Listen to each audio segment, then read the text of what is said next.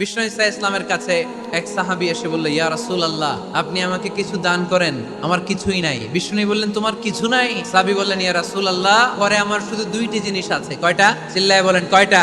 এক হচ্ছে একটা জামা, দুই হচ্ছে পানি খাওয়ার একটা জগ। বিষ্ণু বললেন, এই দুইটাই নিয়ে আস। বিশ্বনবীর কথা শুনে ওই সাহাবী ঘর থেকে জামা নিয়ে আসলেন, পানি খাওয়ার জগ নিয়ে আসলেন। বিশ্বনবী সাল্লাল্লাহু আলাইহি ওয়াসাল্লাম ওনার মুবারক হাত দিয়ে এক হাতে জামা ধরে আরেক হাতে পানির জগটা ধরে সাহাবীদের দিকে উদ্দেশ্য করে বললেন, মাইয়াশতারি হাদাইন, এই দুইটা জিনিস কেনার মতো কে কে আছে দেখি। কয়েকজন হাত তুললো। বিশ্বনবী বললেন, কত দিয়ে কিনবা? এক সাহাবী বলে, ইন্নী আশতারিহিমা বিদিরহাম, ও নবী, যদিও এগুলো আমার দরকার নাই, কিন্তু আপনি যেহেতু নিলামে ডাক তুলেছেন, ইয়া রাসূলুল্লাহ, ইয়া হাবিবাল্লাহ, আপনার সম্মানে আমি 1 দিরহাম দিয়ে দুইটা জিনিস কিনে নেব। 1 দিরহাম, একটা জামা, একটা পানি খাওয়ার জগ, দাম কত?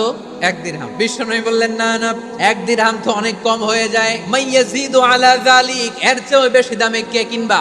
আরেক সাহাবী হাত তুলে বলতে লাগলি, ইয়া রাসূলুল্লাহ, ইয়া হাবিবাল্লাহ, ওয়া ইন্নী আশতারিহিমা বিদিরহামাইন, আমি এই জামাটার পানি খাওয়ার জগটা 1 দিরহাম নয় 2 দিরহামের বিনিময়ে কিনতে চাই। বিষ্ণু ইসা ইসলাম ওই সাহাবাকে দিয়ে 2 দিরহাম নিয়ে যে লোকটা ভিক্ষা করতে এসেছিল তার হাতে 2 দিরহাম দিয়ে বললেন,